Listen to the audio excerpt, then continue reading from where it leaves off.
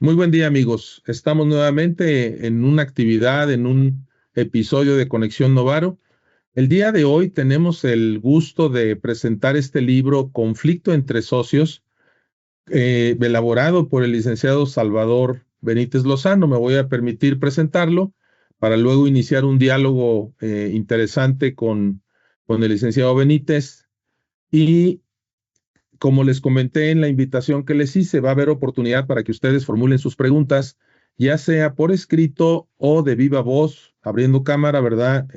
Formulándole alguna pregunta. Yo traigo algunas preguntas para ir calentando motores, pero vamos a privilegiar las preguntas de ustedes. El licenciado Salvador Benítez Lozano es un abogado con más de 50 años de experiencia, egresado de la Universidad Autónoma de Nuevo León. Actualmente es consultor legal y ha manejado importantes conflictos entre accionistas en sociedades públicas y privadas. Cuando estuve en su oficina el pasado 13 de noviembre, que fue la presentación de su libro en Legade en Monterrey, me platicó de manera muy particular la importancia de la protección de los derechos de los minoritarios, ¿no? Pero ya tendremos oportunidad de platicar qué pasa con esos conflictos cuando están presentes partes proporcionales de la sociedad muy pequeñas, ¿no? El licenciado Benítez ha destacado en fusiones y adquisiciones de empresas, siendo un gran negociador y además actúa como mediador en diferencias patrimoniales y ha sido conferencista sobre gobierno corporativo y estrategia de negociación. Y bueno, ahora nos hace el privilegio de estar con nosotros para presentar su libro. Bienvenido, Salvador. Nos da mucho gusto que estés aquí con nosotros.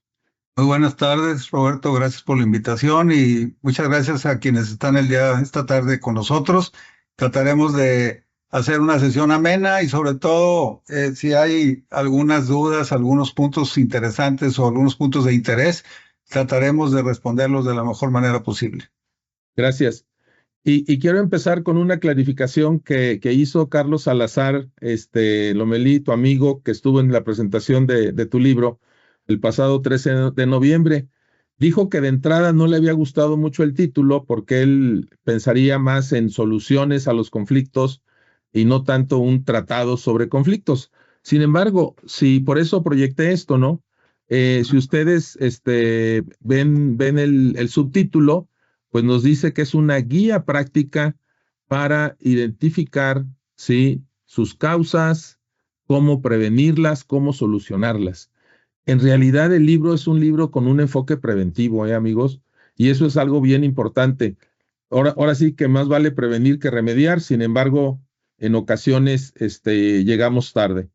Nos vamos a dar cuenta que uno de los mantras de Salvador es que los conflictos primero son humanos y después son legales, ¿sí?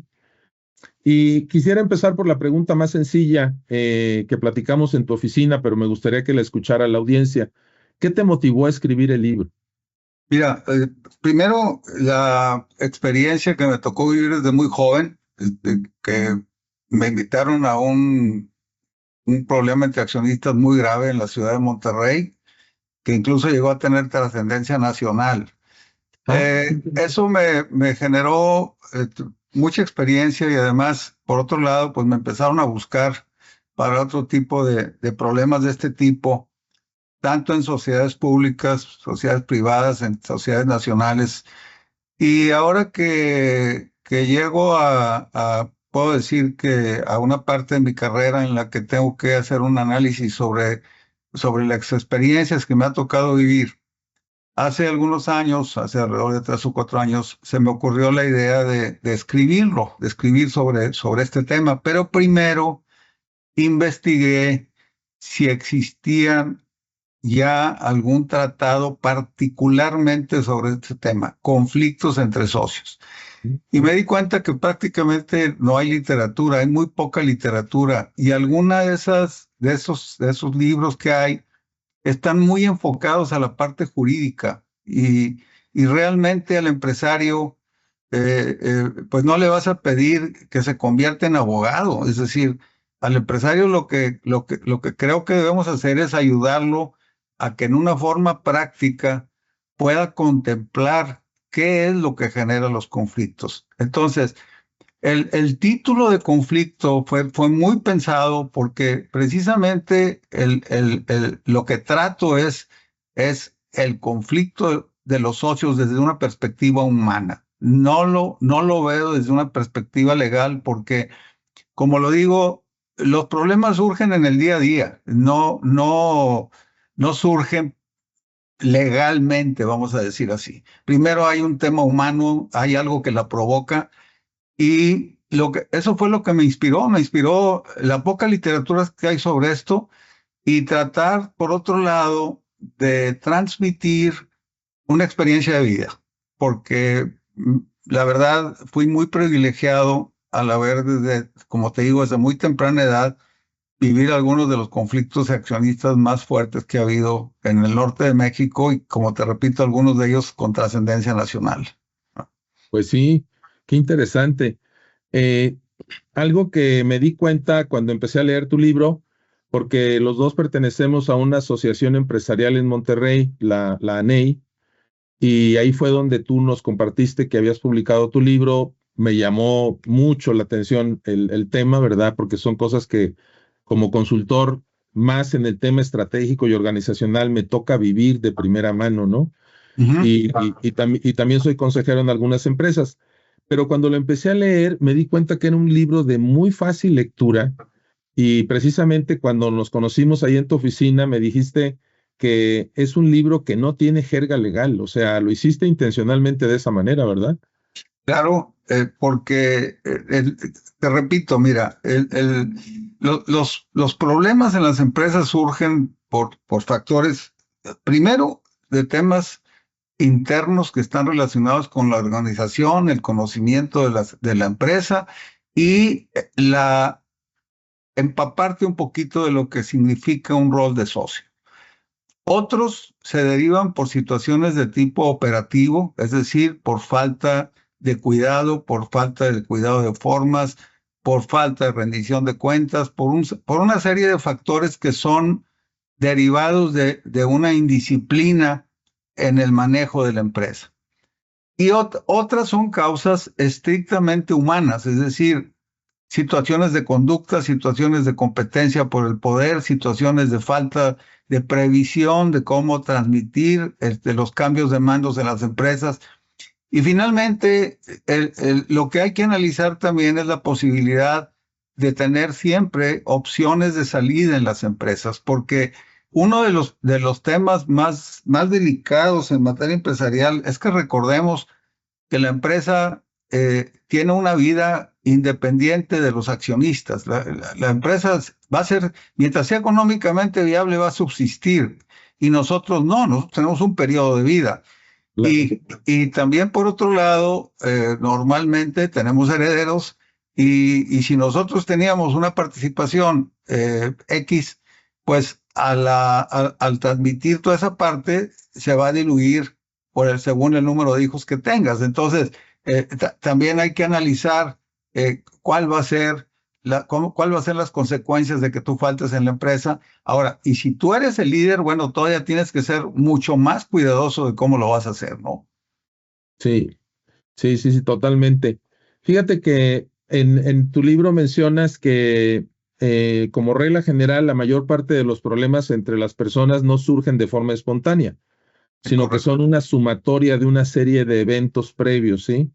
Es correcto. Eh, y también lo entrelazo con otra parte de tu libro donde haces una diferencia entre actos voluntarios y acciones involuntarias, que lo que entiendo es que tanto unos como otros nos pueden llevar a un conflicto, pero Eh, son dos animales diferentes, ¿verdad? Sí, lo que pasa es que, mira, hay algunas situaciones que ni siquiera nos damos cuenta que están generando un conflicto. Es decir, son situaciones que simplemente suceden y no te das cuenta. Otras no dependen de ti. Por ejemplo, si tú resultas ser el heredero de un paquete de acciones, pues ya te cayeron. Tú no hiciste nada para estar ahí. Entonces, ¿qué actitud vas a tomar como socio? ¿Qué postura vas a tomar como socio? ¿Qué conocimiento debes de tener? En fin. Entonces, hay situaciones que simple y sencillamente pueden depender o no de la voluntad, pero si los estatutos son lo suficientemente fuertes y si las reglas estatutarias están suficientemente estudiadas, generalmente vas a encontrar soluciones para cualquier tipo de supuestos que se puedan dar, ¿verdad? Y ese es el punto. Ujú. Perfecto, perfecto, muy bien. Amigos, como les comentaba, si alguno tiene alguna pregunta o comentario, ya sea que lo haga en el chat, lo tengo abierto para ver cuando entran sus mensajes, o también pueden abrir el micrófono y su cámara, ¿verdad? Y hacerle una pregunta directamente a Salvador, ¿sí? Ujú. Ahora, algo que me llama la atención que tú enfatizas en tu libro es que pareciera que es un tema o de ignorancia o de indolencia el que muchas empresas mexicanas no tengan en regla sus documentos, sus asambleas y toda la documentación legal constitutiva. ¿Qué nos está faltando? Y te comentaba en algún momento que si convendría que en las universidades, en cualquier carrera, dieran una introducción a este tema tan importante, ¿no? Sí, mira, yo creo que incluso tengo un capítulo que destino a lo que resulta de la formalidad versus la informalidad y sobre todo el desconocimiento que tenemos, porque generalmente y lamentablemente en México nuestra cultura de la legalidad es muy, pues, de muy baja graduación, ¿no? Entonces, vamos con un notario público. Queremos echar a andar un negocio con mucho entusiasmo, vamos a hacer un acta constitutiva y te recomiendan que hagas la sociedad X, de repente hasta una SAPI y no sabes ni lo que quiere decir, ni para qué es la SAPI, ni con qué se come, ¿no? Pero te Sí. dicen que SAPI y órale. Entonces, el empresario está más enfocado en su proyecto económico y le da muy poca importancia a la estructura.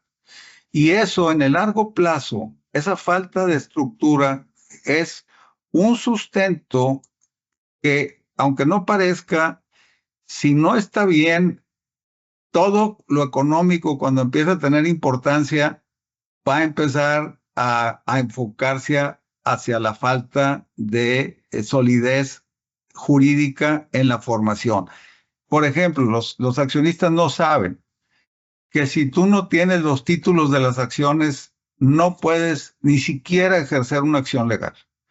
Entonces, si eres un socio minoritario y no te dieron tus acciones y de repente tienes algo que reclamar, aunque tengas una minoría relativa, no puedes hacer nada si no tienes tus acciones. Entonces, tu primer problema va a ser conseguir tus acciones y te vas a tardar X número de años nada más y sabiendo cómo están las cosas en nuestro sistema judicial, pues entonces vas a tener un primer problema por falta de forma, ¿no?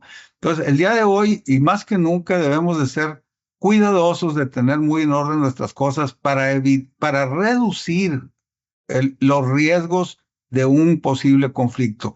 Y de ahí vienen otras cosas importantes para un socio minoritario, como por ejemplo el acostumbrar a los socios mayoritarios a rendición de cuentas, ¿no?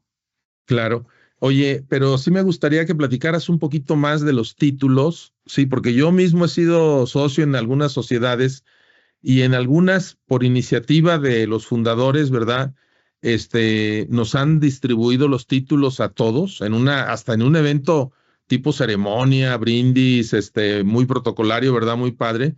Pero en otros, entre la ignorancia y otras cosas, simplemente la bolita va dando vueltas y nunca uno tiene unos títulos en sus manos. Es correcto. Platícanos de la importancia. ¿Son como un cheque al portador? ¿O Mira, cómo verías tú los títulos de las acciones? los títulos de las acciones son los que acreditan tu calidad de socio y te permiten ejercer tus derechos. Entonces, tú puedes estar en el acta constitutiva y puedes estar en la sociedad, pero no puedes acreditar tus acciones, no puedes acreditar la titularidad de accionista frente a terceras personas si no tienes el título. No puedes ni siquiera transmitir tu calidad de socio si no tienes el título. Es decir, tú lo acabas de decir, es como un cheque, es como un pagaré, la acción es un título de crédito. Ok, que representa el valor patrimonial que tú tienes en la empresa, en el capital de la sociedad. Entonces, es como tener un automóvil y no tener la factura, lo tener la factura. para ponerlo de una forma muy, muy coloquial. Sí, de hecho, amigos de los que están conectados, vayan reflexionando si ustedes tienen o no tienen su título de acciones, porque a lo mejor es un primer paso a regularizar antes de que se presenten los conflictos, ¿verdad? Ujú. Ahora, hace rato mencionaste algo muy cierto. Hay mucha emoción, entusiasmo en los emprendedores, ¿verdad? Los empresarios cuando van a iniciar un nuevo negocio, una nueva sociedad, y abdican, yo creo que esa es la palabra correcta, en un notario que toma un machote y les hace su acta constitutiva, ¿sí? Y luego Correcto. de repente entramos a la moda de las APIs y te dicen, oye, es que te conviene una SAPI, pero no sabes ni por qué, y ahí vas con la SAPI, ¿no? ¿Cuál es la diferencia entre una SADCB y una SAPI? Mira, las APIs se crearon con la idea de que fueran sociedades promotoras de inversión para poder conseguir en un momento dado financiamientos temporales para crecimiento. La realidad es que una SAPI le interesa, no le interesa a los fondos, una empresa chica, ellos les puede interesar de una empresa mediana para arriba. El problema de las APIs y que han sido un fracaso es que desgraciadamente se confunde la calidad de accionista con la calidad de acreedor, porque normalmente los que entran a las APIs entran para financiar proyectos de capital y solicitan un retorno en un periodo determinado. Pero muchas veces hay que tomar decisiones fuertes y ellos normalmente cuando entran a la sociedad solicitan derechos especiales de minoría y solicitan participación especial en el Consejo de Administración. Entonces muchas veces frenan decisiones que son un poquito arriesgadas porque para ellos es más importante su retorno pero el retorno no se va a dar si los proyectos tampoco se completan. Entonces, ahí viene un tema y desde mi punto de vista ha sido un problema. A mí me ha tocado resolver 2 problemas de SAPI donde el problema ha sido con los fondos, con los fondeadores. ¿Por qué? Porque ellos mismos, y lo trato en el libro, el peligro de la confusión de ser accionista y ser acreedor. Hay que tener mucho cuidado con eso. Claro. Porque el acreedor tiene una situación preferente de pago incluso frente al accionista. Entonces hay que tener cuidado con eso. Sí, sí. Mira, Eleni Kosturakis, ella nos escribe desde Houston, fíjate hasta dónde estamos llegando. Pregunta, ¿qué pasa si el negocio se vende y no tienes los títulos en tu poder? Mira, normalmente es difícil que se logre que un comprador serio te compre la empresa si no se hace la transmisión de los títulos. Hay 2 mecanismos para vender las empresas. Un mecanismo es por vía de la venta de las acciones. Cuando tú tienes una empresa que es auditada, una empresa que funciona muy bien. Cuando tienes una empresa que no está funcionando, vamos a decir, corporativamente muy bien, lo que se hace es una venta de activos. Teóricamente podrías vender la empresa sin tener las acciones, o si eres un minoritario, se podría tomar la decisión sin que estuvieran los títulos. El que no tenga las acciones no quiere decir que no puedas exigir tu derecho de dueño. Eso es bien importante. No quiere decir que pierdas tu derecho de socio porque no la tengas. Pero normalmente lo que va a suceder es que un comprador, si no están los títulos, si no se endosan los títulos al momento de la compra, no te va a comprar la sociedad, no te la compra. No sé si estoy contestando la pregunta con este comentario. Sí, Eleni, no sé si tengas algún comentario sobre la respuesta que te dio Salvador. Ya sea que lo escribas o tomes el micrófono como gustes, ¿eh? Es una Sí, no, oportunidad aquí para... estoy. Ok. Aquí estoy, muchas gracias. No, queda claro. Ok. Claro, muchas gracias. Gracias. Gracias, Eleni. Ahora fíjate, Salvador, en la primera parte del libro, a lo mejor en la primera mitad, en algún momento mencionas que los convenios de socios y los convenios de familia realmente no tienen un valor legal. O sea, no son vinculantes, como les llaman ustedes los abogados. ¿Estoy en lo correcto o no? No. Los protocolos familiares que no los llevas a un convenio de accionistas o no los llevas a los estatutos, no tienen valor legal. Es decir, lo que la ley de sociedades mercantiles ya nos permite el día de hoy tener convenios de accionistas. Y esos convenios de accionistas no necesariamente tienen que estar registrados en el Registro Público de Comercio o en la Secretaría de Economía. Entonces, tú puedes tener ciertos acuerdos de socios que, vamos a decir, que sea un protocolo, pero que tenga valor legal, porque el protocolo familiar por sí mismo es una cosecha de buenos deseos.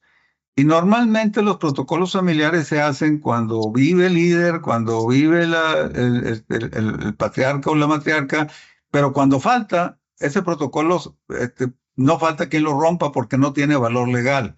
Entonces, una de las cosas importantes, y que lo menciona en el libro, es que si ya logramos un protocolo familiar, si ya logramos ponernos de acuerdo, que esa buena voluntad no la dejemos en deseos y en cosas bonitas, que lo traduzcamos a una figura legal que puede ser o un convenio de accionistas o una incursión de las reglas de gobierno corporativo, incursionarlos a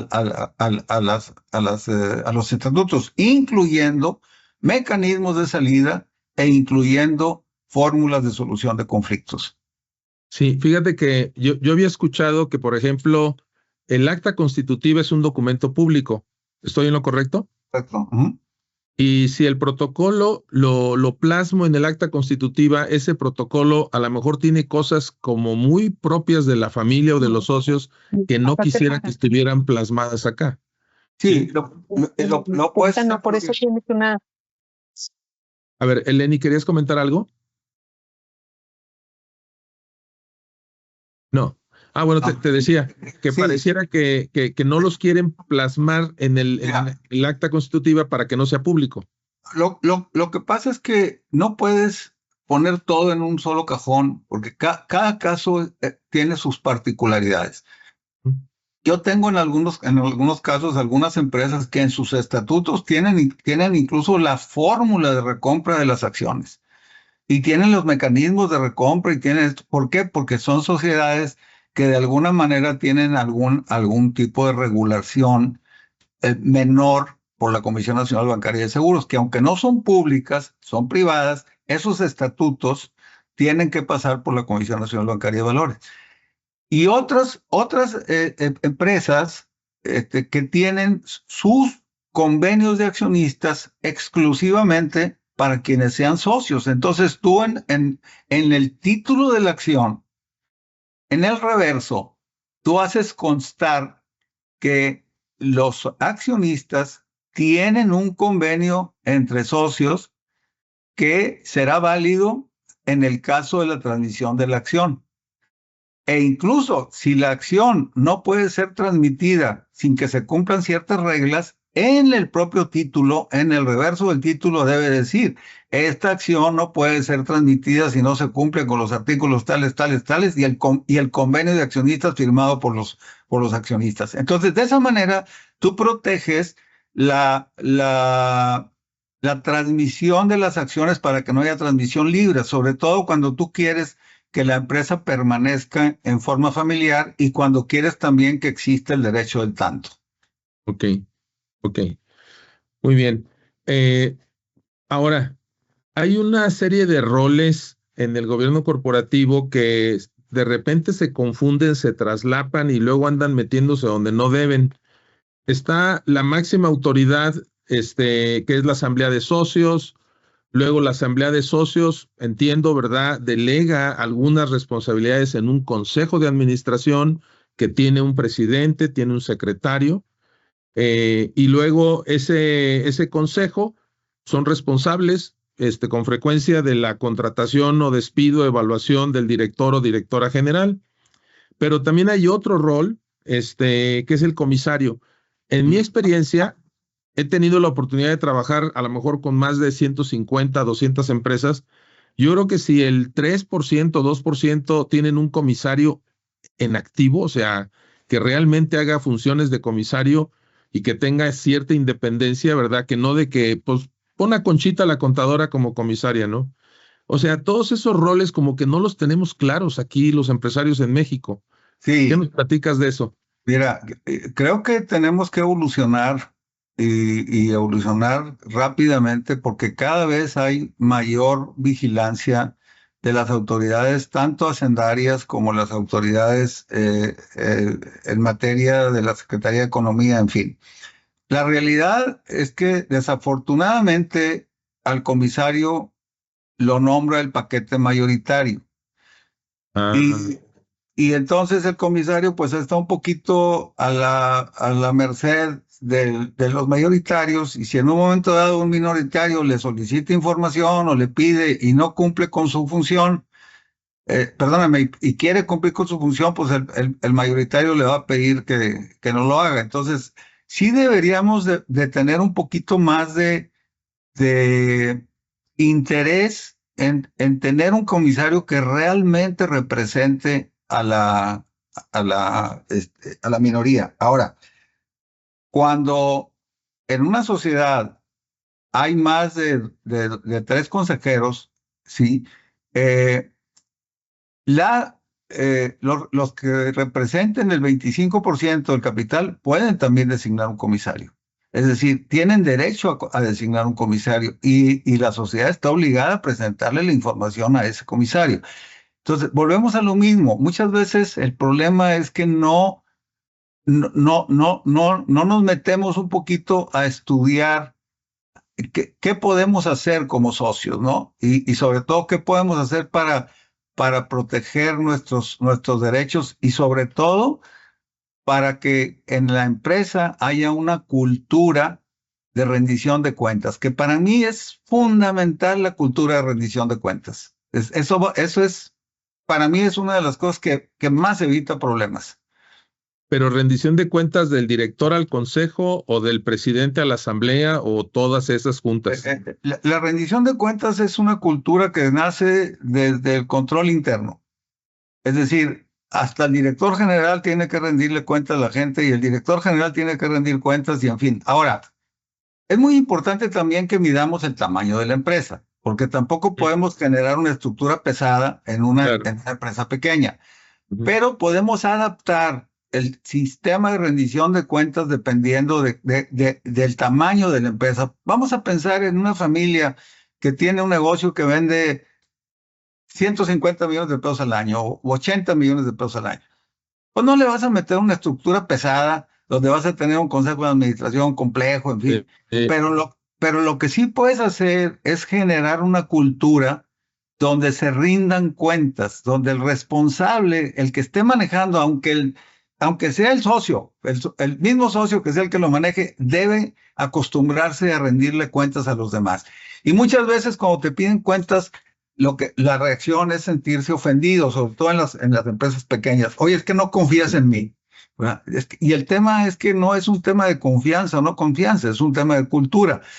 Creo que el tema lo trato pues lo toco en el libro y es uno de los aspectos, te repito, más importantes. La cultura de rendición de cuentas es algo que debe desarrollarse desde el inicio en una sociedad.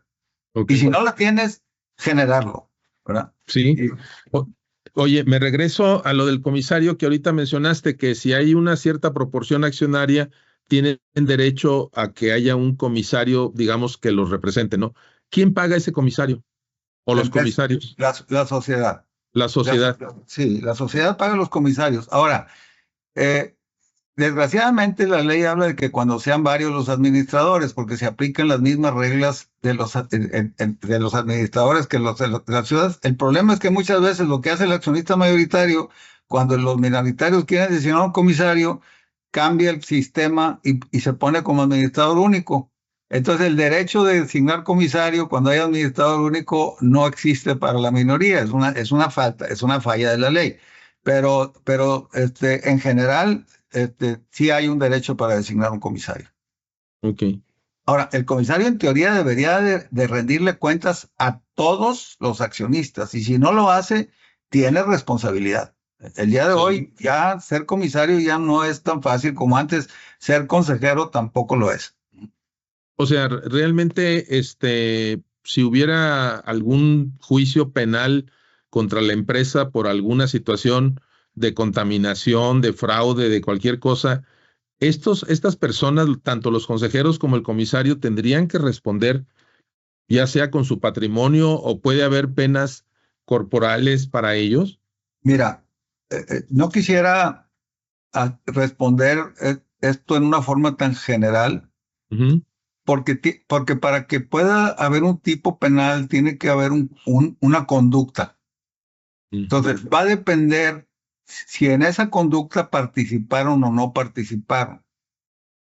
Desgraciadamente o no desgraciadamente, sino que hoy en día en las empresas, sobre todo en las empresas públicas y en las empresas del ramo financiero, ya hay un riesgo más grave de que involucren al Consejo de Administración en caso de que haya faltas y ahí sí los involucran en forma colectiva.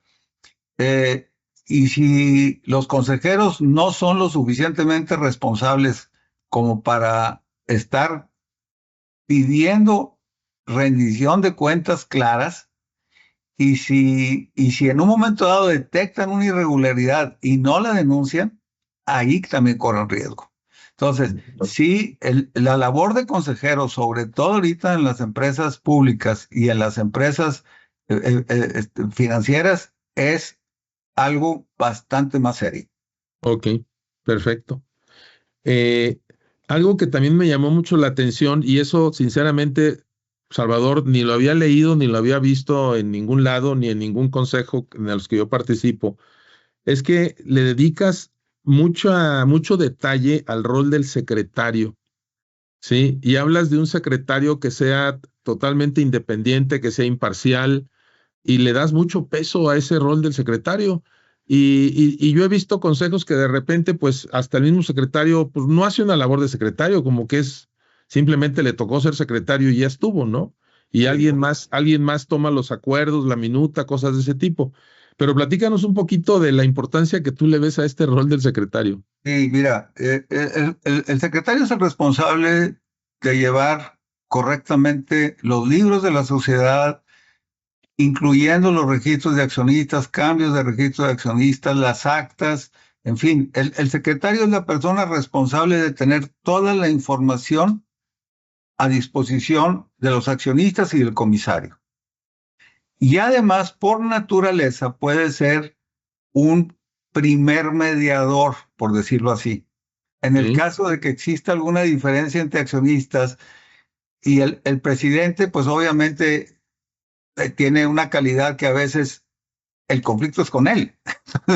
Sí puede ser. El secretario tiene que ser también una persona que pueda estar atento a las inconformidades y tener comunicación con los socios, no la comunicación con con los consejeros, no la comunicación que tiene el presidente, que está más enfocada hacia el tema de negocios, sino una comunicación de estar midiendo el grado de satisfacción del consejero y del accionista dentro de la sociedad. Entonces, para mí el rol del secretario, lo que le llamo yo la secretaría neutral, es algo que no se ha explorado todavía, todavía es una tesis, es una presentación que yo hago como una de las ideas también del consejero independiente designado por una supramayoría, no por una simple mayoría, porque tú puedes ahí ya tener un sistema para que tengas tus propios colchones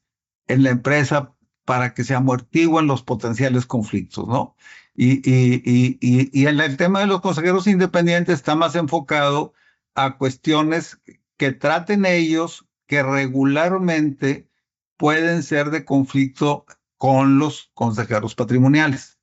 Claro. Ahora, si la empresa no es muy grande, Ujú. entonces tienes que adaptar, no necesariamente que sean consejeros independientes, pero sí puedes tener designados uno o dos consultores independientes para que ellos sean los que vean los temas que pudieran ser de conflicto entre los socios, principalmente temas de sucesión, temas de trabajo de los hijos, temas de trabajo de los parientes, en fin. Ahora, hay quienes dicen, oye, es que en las empresas familiares no vamos a dejar que trabaje ningún familiar.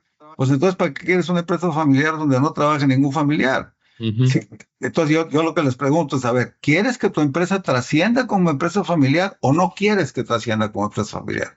Si Claro. quieres que trascienda como empresa familiar, tienes que establecer reglas muy claras de cómo van a ser los temas de sucesión.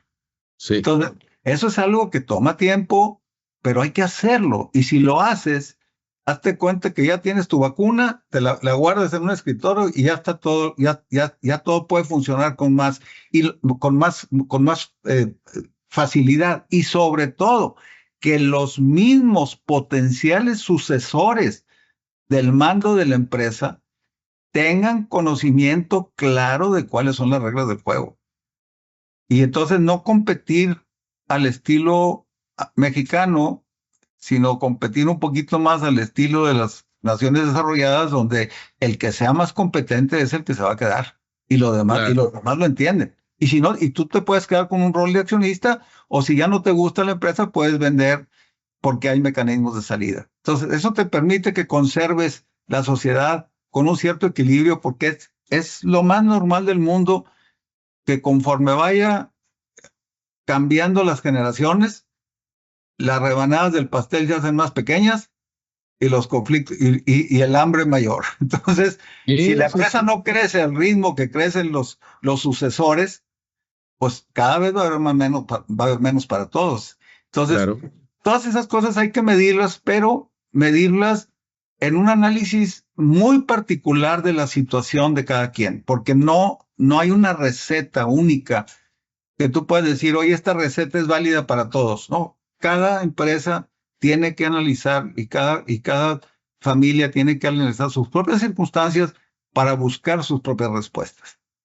Ahora, lo que te voy a preguntar a continuación, de hecho voy a hacer una pequeña pausa. ¿Alguien le gustaría hacer alguna pregunta? Miguel, Ana Lourdes, Adolfo, ¿nadie? Ok, entonces voy a continuar con mis preguntas que tengo por acá. Son dos temas. Uno, que le dedicas también un buen espacio en tu libro al tema de conflictos de intereses, porque hay de muchas naturalezas, y te quiero poner sobre la mesa casos que me toca ver aquí en el Bajío, en donde una persona es socio, es consejero y es ejecutivo. Y todavía hay casos en que esa misma persona es cliente o es proveedor de la empresa, ¿no? Y creo que por ahí se empiezan a generar también este tipo de conflictos de intereses, ¿no? Sí, porque ahí tienes dos situaciones. Una es el conflicto de intereses por las funciones y el conflicto de intereses por operaciones con partes relacionadas. Es decir, las operaciones con partes relacionadas es algo que se tiene que discutir y analizar. No necesariamente prohibir operaciones con partes relacionadas, pero sí las tienes que regular. Es decir, tiene que ser un proveedor que te dé cierto nivel de calidad, supones cuáles son las reglas, ¿no? Porque a veces, oye, pues, si tienes un familiar que tiene una librería y que tiene una papelería, pues, ¿por qué no le vas a comprar papel? Pero, ¿cuáles van a ser las reglas para que podamos estar midiendo que nos están vendiendo el papel de la calidad que queremos? Entonces, esa persona no puede entrar en la discusión de la calidad de ese producto. En fin, Claro. lo puse muy sencillo porque me gustan Sí. ejemplos sencillos, no me gustan ejemplos complicados, porque incluso hay empresas donde los proveedores de acero son familiares, entonces ahí es un commodity, entonces ahí entras a temas un poquito más complejos, pero a lo que voy yo es que hay muchas cosas que se pueden hacer siempre y cuando las reglas del juego sean claras y sean de autogobernanza, que no tengas que recurrir a terceros para que esas reglas se apliquen. Son reglas de autogobernanza y claritas. Y ahí sí es como en el golf. No se vale mover la bola. O sea, si la regla existe, esa se aplica, ¿verdad? Se respeta, Es correcto. se respeta totalmente.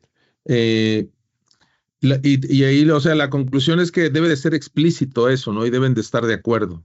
Debe ser abierto y además hay una situación, desde el punto de vista legal, cualquier consejero y cualquier accionista que tenga un conflicto de intereses con la sociedad está obligado a manifestarlo. Es decir, es una obligación del accionista. Y incluso hay penalidades civiles para el caso, en este caso mercantiles, para el caso de quien tenga un conflicto de interés y no lo revele. Por ejemplo, vamos a suponer que tú tienes acciones en una empresa competidora de donde eres socio. Pues tienes obligación de revelarlo, ¿verdad? Y en un momento dado te tendrías que abstener de deliberar y de participar en todas las decisiones estratégicas, por ejemplo. Sí. Para poner nada más un ejemplo simple. Una pregunta que a lo mejor está demasiado obvia, pero ¿la frecuencia de los conflictos entre socios es mayor en las empresas familiares que en las empresas en donde no son familia los socios? Yo diría que sí, porque regularmente el factor emocional es más recurrente. En las empresas que no son familiares, normalmente cuando hay un conflicto se arreglan de alguna manera en forma económica, ¿no? Y órale, pues te vendo, me vendes o buscas una solución. ¿Por qué? Porque no hay un lazo.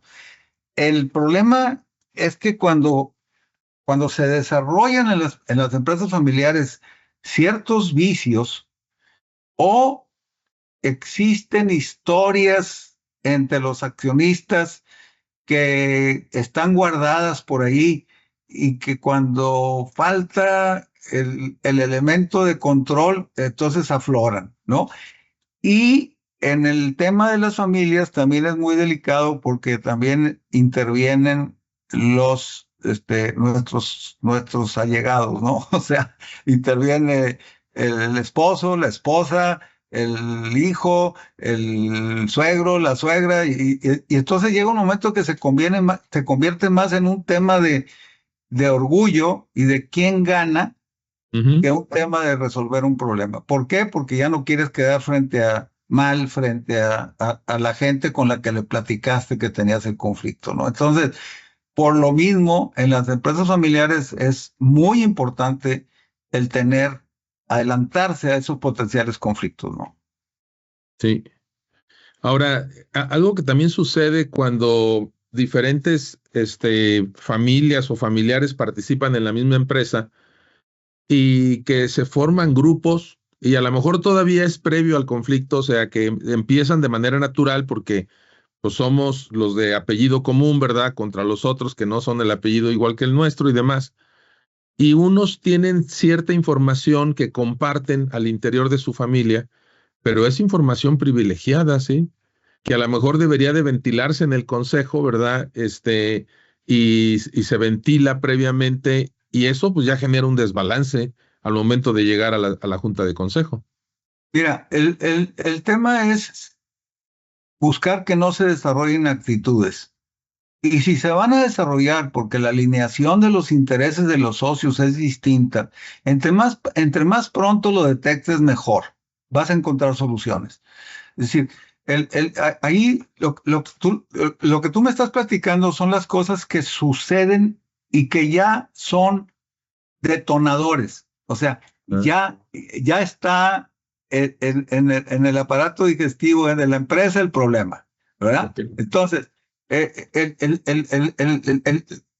lo que yo busco con el libro que escribí es, a ver, adelántate, anticípate a esas cosas. Anticípate. Sí. Anticípate. ¿Por qué? Porque una vez que se inicia el problema, ya no hay manera de detenerlo, ¿no? Entonces, ese es el principal, lo que a mí me ha tocado vivir. Cuando vas con el abogado, es porque ya no pudiste resolver el problema tú. ¿Sí me explico? Sí, por eso hablo del secretario neutral, por eso hablo de esto, porque tienes que estar buscando cómo evitar llegar al abogado. Y te lo está diciendo un abogado. Claro, claro. Sí. Pero cuando llegas, Y por eso digo que los problemas primero son humanos y luego son legales. Este libro no está escrito para abogados, ni tiene un lenguaje de abogados, y aparte es un libro muy digerible, en realidad es un manual práctico. ¿Por qué? Porque yo busqué transmitir lo que en la vida diaria te puede generar los problemas y cómo prevenirlos, ¿no? Claro, totalmente. Oye, Juan Carlos Murillo tiene una pregunta. ¿Abres micrófono, Juan Carlos? Sí, creo que ya lo abrí. ¿Me escuchan? Sí, te escuchamos, cómo no. te escuchamos. Gracias. Buenas tardes, Salvador. Mucho gusto y Mucho gusto. saludarlos a todos. Yo represento una firma de consultoría que manejamos el concepto de estrategia y siempre utilizo una analogía que es la curva S, que habla de la evolución de las organizaciones. Entonces, comienza cuando, como cualquier organización, cualquier producto, al igual que la vida de una persona, una civilización, siempre hay un inicio, ¿no? Y luego cuando es el nacimiento, cuando superan los retos que implica el nacimiento, empieza una etapa de crecimiento, desarrollo, éxito, logros, etcétera. Pero tarde o temprano, entrarán en una etapa de crisis, de caos, producto de algún cambio radical en el entorno que no supieron anticipar, porque traicionan los principios que le dan origen a la organización, porque a lo mejor cometen un error, una decisión equivocada o incluso una decisión adecuada, mal ejecutada. Bueno, brevemente, yo siento que en algún momento hay algunas ventajas, ¿no? Cuando surge una organización, pues de quien echas mano es de la persona a la que le tienes más confianza, la que puede aportar recursos, la que a lo mejor puede trabajar por abajo de lo que a lo mejor el mercado pagaría. Es decir, en esa etapa de inicio se empiezan a gestar esas relaciones que son las que a lo mejor le permiten a una organización superar los retos del nacimiento. Pero tarde o temprano, ese tipo de conflictos entre socios llevan a una organización a una etapa de caos, confusión, crisis, etcétera. Y es difícil que en una etapa de crecimiento, desarrollo, éxito, alguno decida salirse o que decida separarse o que empiecen a pensar cómo profesionalizar e institucionalizar la organización si está funcionando bien. Normalmente ocurre cuando están en crisis. ¿Cómo generar conciencia, Salvador, en esos momentos en donde estás en desarrollo, en crecimiento, en logros, en éxitos, para que el reto sea menor o que el daño o minimizar los daños que puede generar ese conflicto de interés que tarde o temprano se presentará? No sé si... Sí, me queda muy claro. Y de hecho, yo menciono en el libro que la parte crítica de los procesos de institucionalizaciones durante el crecimiento. Y precisamente porque muchas veces la operación te gana. O sea, la operación te gana. Estás pensando en la operación y dejas de hacer eso. Y por eso hago una diferencia entre un emprendedor y un empresario. O sea, un emprendedor es entusiasta, es echado para adelante, y generalmente es una persona que se acostumbra a tomar decisiones solo y a delegar poco. Entonces, correcto. Si ese emprendedor no hace su metamorfosis, se convierte en empresario, tarde o temprano va a tener problemas. Ahora, generalmente el emprendedor tiene pocos socios, o si tiene algunos socios, los tiene, vamos a decir que bajo su control, o los tiene comiendo de la mano, ¿no? Entonces, ahí el problema se va a ver en la segunda generación. Cuando tienes alguien con una mentalidad empresarial, entonces ese es más probable que él empiece a contemplar todos los aspectos del crecimiento con más serenidad, porque el empresario es organizado, tiene más tema de planeación, sabe escuchar, le gusta trabajar en equipo, delega, es más funcional multidisciplinariamente hablando. Entonces, definitivamente lo que tú planteas es medular. ¿Cómo hacer que se cambie esto? La única fórmula es educación. O sea, necesitamos educarnos para ser buenos empresarios. Y no solamente desde la perspectiva del desarrollo del negocio, sino desde la perspectiva de tu crecimiento orgánico e institucional. No sé si te lo puedo responder, pero te voy a decir una cosa. Casi no hay respuesta para eso, porque depende mucho de que la persona quiera y se deje, que se deje ayudar para que su institucionalización crezca correctamente. Sí, es que pareciera, Salvador, que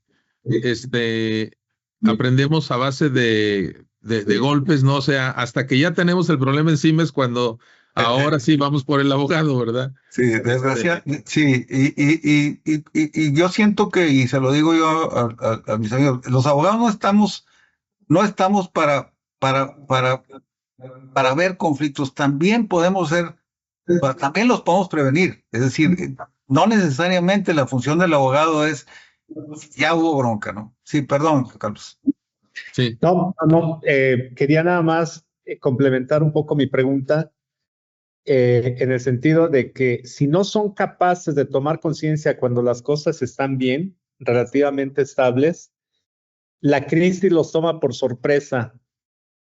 Y si no son capaces de tomar conciencia de la dimensión y magnitud de la problemática y tomar decisiones que muchas veces son dolorosas para los accionistas y para la propia organización, entran en una etapa todavía más crítica.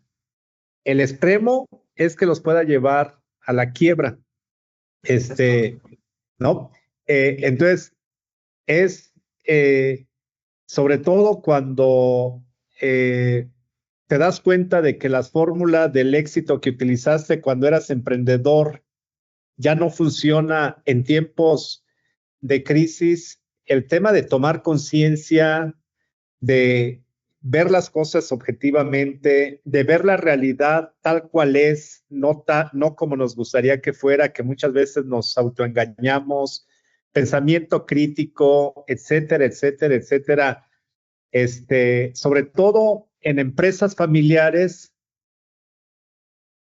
¿cómo puedes o qué estrategias podrías implementar para que al menos acepten estudiar un poquito? Sí, mira, ¿no? Sí, ya hay diversas universidades en México que ofrecen cursos sobre formación de consejeros y ofrecen cursos sobre empresas familiares. Desafortunadamente, y te lo digo sin pretender ser petulante, a veces los enfoques son demasiado teóricos. Entonces, pero sí, cuando menos despiertan conciencia en las familias de la necesidad de hacer las cosas. Ahora, ¿qué es lo más importante? Que una vez que iniciaste ese proceso educativo, lo implementes.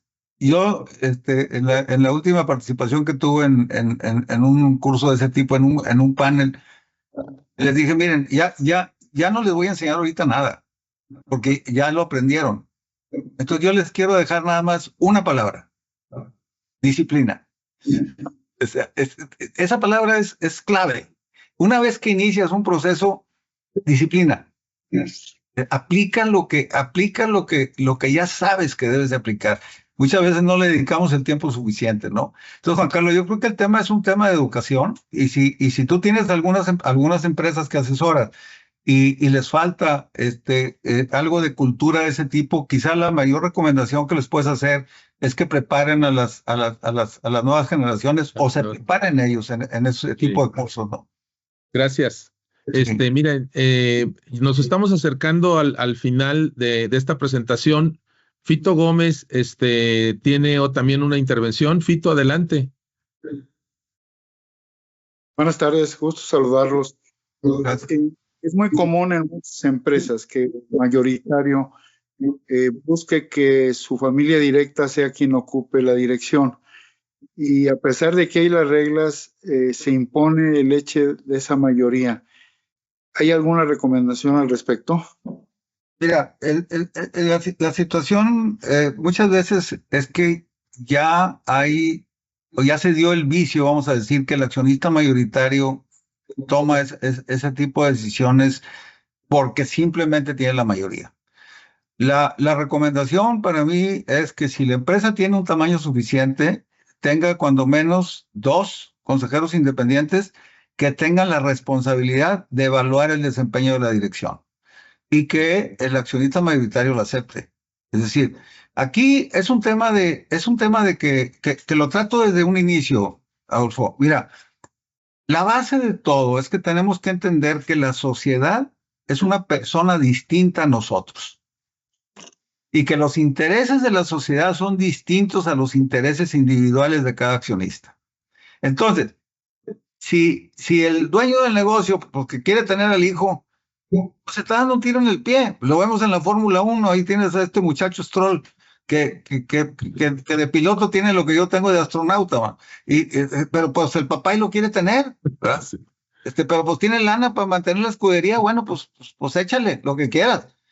No sé si les guste un poquito la Fórmula 1, pero bueno, Sí. quise ponerlo como un ejemplo, ¿no? Entonces, ¿qué pasaría si ese señor estuviera dispuesto a que su negocio de la Fórmula 1 se manejara con evaluaciones de independientes? O sea, que alguien evaluara independientemente lo que está haciendo Stroll piloteando Fórmula 1, ¿no? Entonces, mi recomendación sería que si el accionista mayoritario tiene un contrapeso suficiente como para lograr que esos minoritarios le ayuden a que se evalúe la función del director, qué bueno que es así. Ahora, si no lo hace y no lo quiere hacer, lo bueno sería tener mecanismos de salida, porque no hay mucho que hacer en una empresa de ese tipo, ¿no? O sea, la única es que te conviertas en un accionista incómodo para que te compren,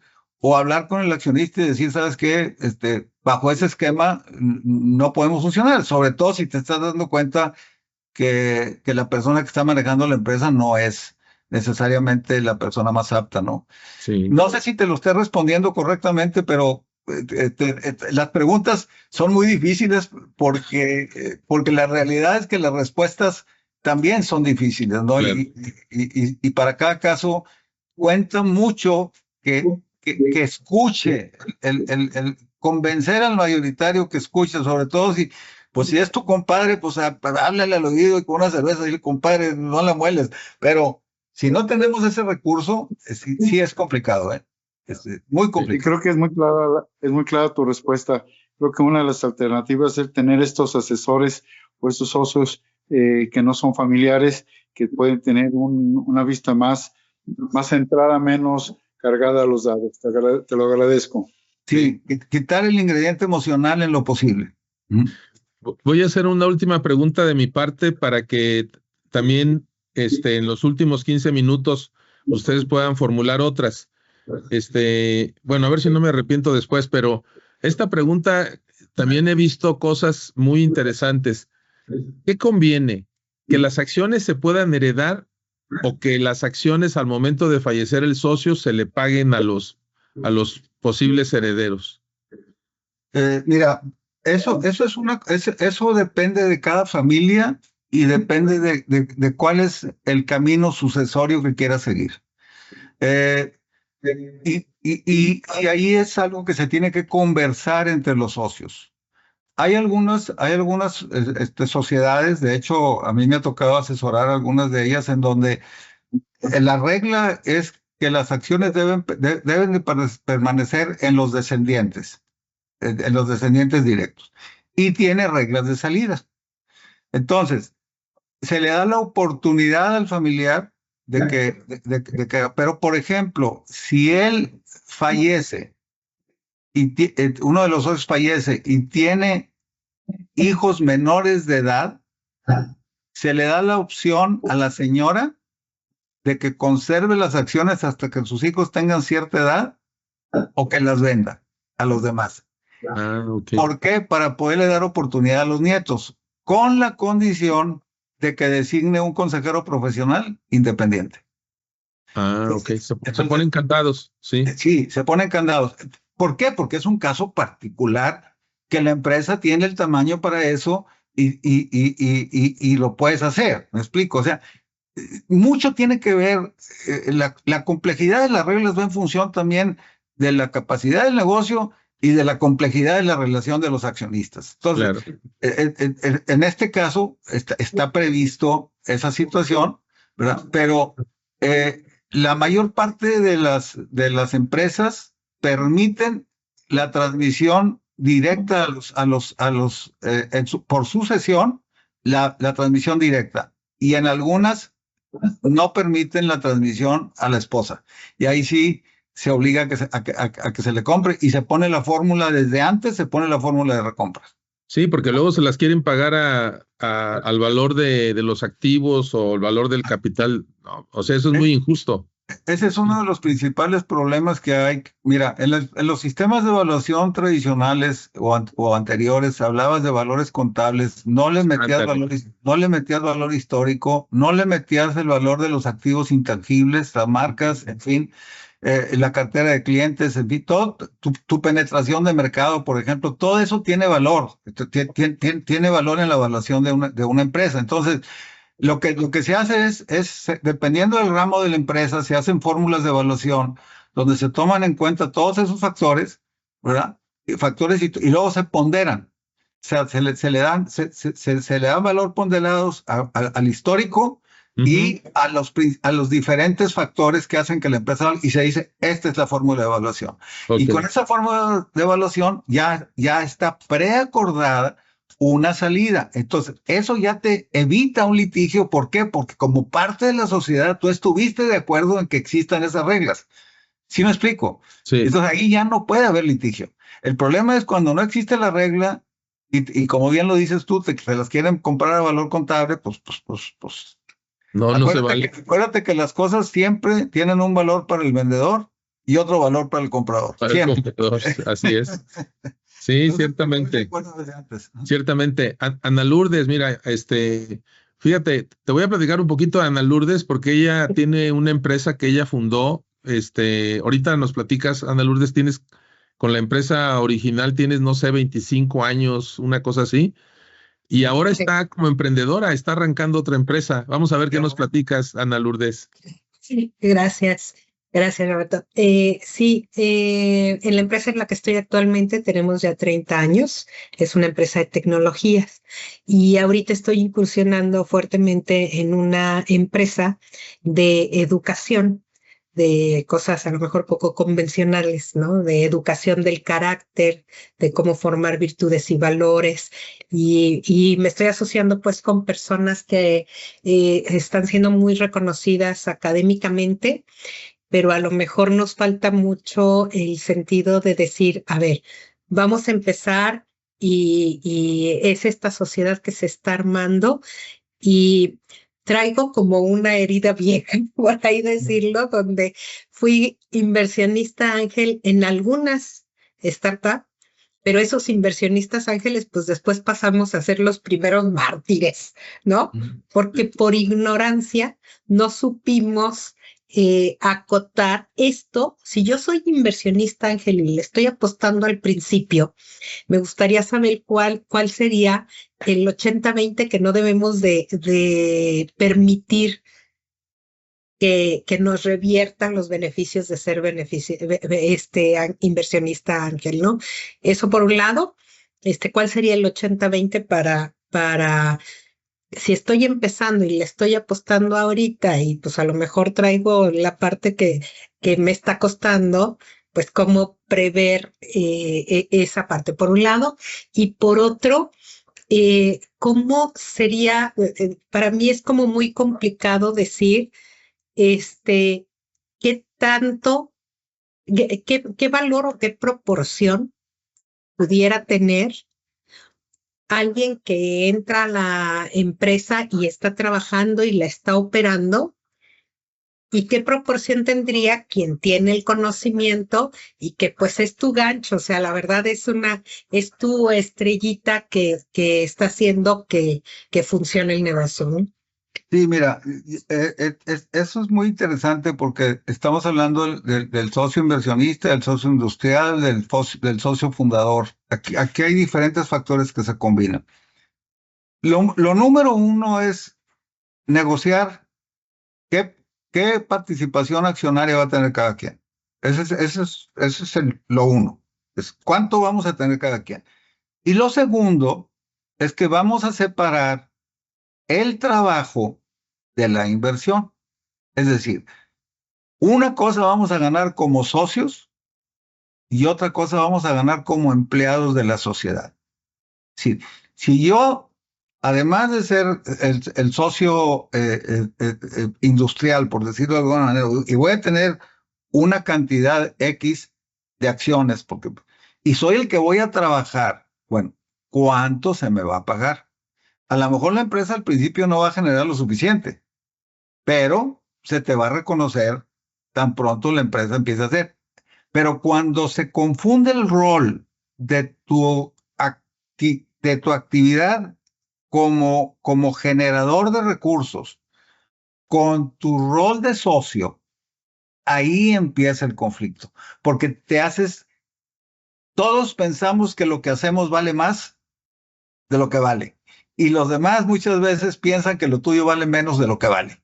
Entonces, cuando no tienes esa claridad y ese acuerdo para separar el trabajo de la participación accionaria, ahí es donde puedes tener el problema. Y además, debes de ser también lo suficientemente claro para que esa persona sea evaluada, para que efectivamente, si va a estar haciendo una aportación, vas a estar a nivel competitivo en el mercado trabajando. Entonces tú vas a tener un ingreso mayor. ¿Por qué? Porque vas a tener un ingreso como parte activa de la sociedad, más lo que te toque de dividendos. Pero lo importante es entender que la sociedad no va a existir si no entran todos. Es decir, si no juntas esos factores, no va a funcionar. ¿Por qué? Porque el otro solo no puede, o porque tú solo no puedes, o porque el otro no puede. Entonces, lo primero es definir cuánto vale cada uno de nosotros como socios. Y segundo, cuánto vale nuestro trabajo. Y sepáralo. Porque si lo revuelves, va a ser motivo de conflicto, a la corta o a la larga. Y la otra cosa es que si tú entras con una participación menor, te tienes que proteger para el caso de que si hay capitalización, porque la empresa le empieza a ir muy bien y tú no tienes suficientes recursos, tengas la posibilidad de obtener algún tipo de financiamiento o que se le dé preferencia al financiamiento sobre la aportación de capital. No sé si me expliqué y te respondí. Sí, sí. Sí, y por ejemplo, es muy complicado. Algo que no he logrado como engranar es, o que estamos pues ahorita en esta parte de la negociación, cuánto como el conocimiento o la expertise de estos socios, o sea, ¿cómo lo puedo evaluar? O sea, no necesito lluvia de ideas. Tú puedes hacer una parte que la manejes a corto plazo y otra que la manejes en función de resultados. Es decir, si tú logras ciertas metas, entonces puedes llegar a tener derechos a una participación mayor. Okay. Pero como en el póker, como veo de hoy, ¿verdad? O sea, porque de tacos de lengua creo que todos nos cansamos, ¿no?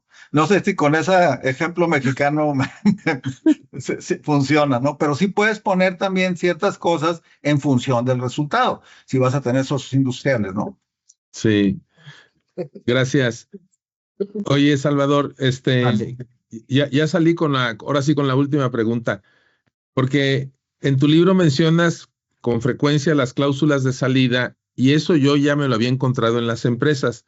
Lo que no me había tocado ver son cláusulas de exclusión.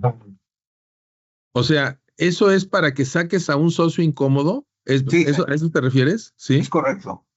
Mira, a veces hay socios cuya conducta o cuya postura es verdaderamente intolerable para los demás, ¿no? Entonces se convierten en un socio incómodo.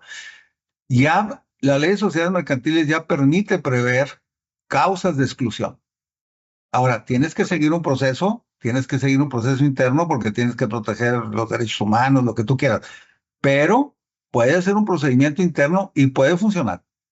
Entonces, y también se le tiene que liquidar, ¿no? Se le tienen que pagar sus de acciones. que se le tiene que pagar, se le tiene que pagar. Eso, pero Sí. por eso tiene que haber una fórmula de evaluación para que lo que se le pague sea correcto. Y como está pactado de inicio que hay una regla de salida por una conducta inapropiada, entonces ya estuviste de acuerdo y por tal motivo se te puede aplicar. Sí, sí es válido, ¿eh? Y eso ya lo tengo yo. De hecho, yo tengo ya ahorita 3 empresas donde tuvieron problemas. Llegamos a un esquema de conciliación y metí cláusulas de exclusión.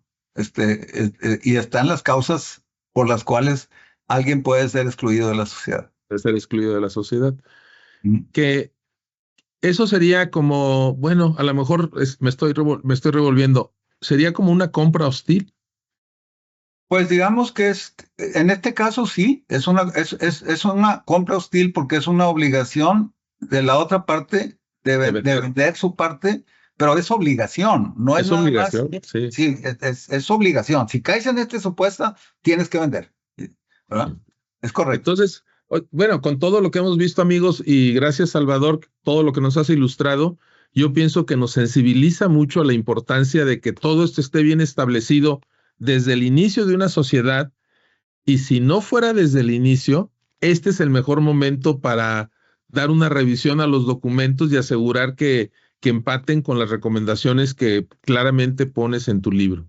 Las cosas hay que arreglarlas cuando estás bien.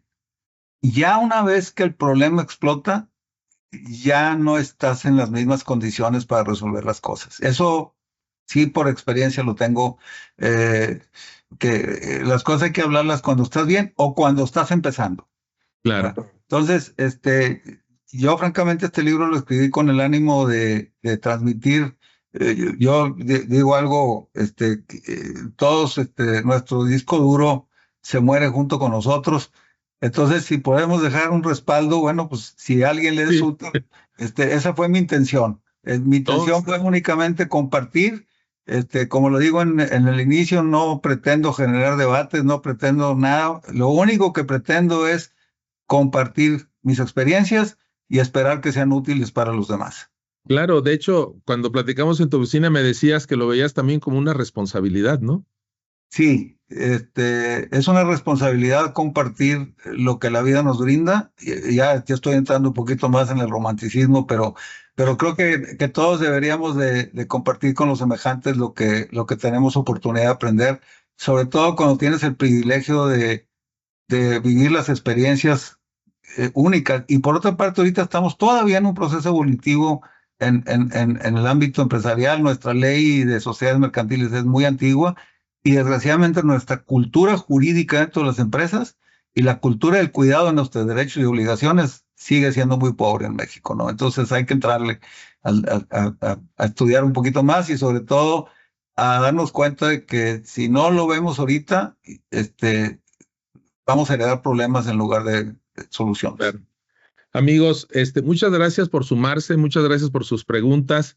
Salvador, nos dejas bien picas. Se me hace que voy a volver a leer el libro, ya lo leí una vez y no dudaría que la segunda vez lo vea con otros ojos después de esta fabulosa conversación que tuvimos contigo. Te agradecemos mucho tu presencia, ¿eh? Pues muchas gracias y espero haberles sido útiles, espero que se le hayan pasado entretenidos. Obviamente si le entraron al tema es porque les interesa, pero mi única intención siempre es compartir, ¿verdad? Y espero que les haya podido responder correctamente lo que me preguntaron y haya sido ilustrativa esta conversación. Sí, muchísimas gracias. Por movernos. Bueno. Muchas gracias. Se me hace que llegamos tarde, Roberto. Bueno. Sí, ¿verdad? Sí.